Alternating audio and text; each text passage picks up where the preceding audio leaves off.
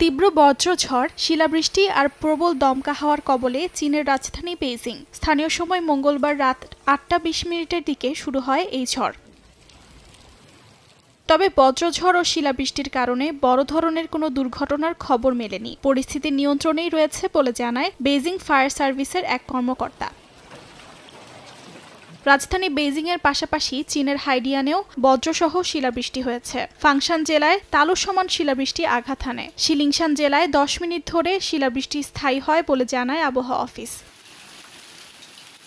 কর্তৃপক্ষের মতে ঝড় হওয়ার আগেই জারি করা হয়েছিল সতর্কতা। সকালেই বেইজিং আবহাওয়া দফতর জারি করেছিল হলুদ রঙের শিলা ও বজ্রঝড় সতর্কতা, সঙ্গে ছিল নীল রঙের প্রবল বাতাসের সতর্কতা। নাগরিকদের প্রয়োজন ব্যতীত ঘর থেকে বের না হওয়ার নির্দেশনাও দেওয়া হয়েছিল। অর্জিতা শেহজিন, সময় সংবাদ।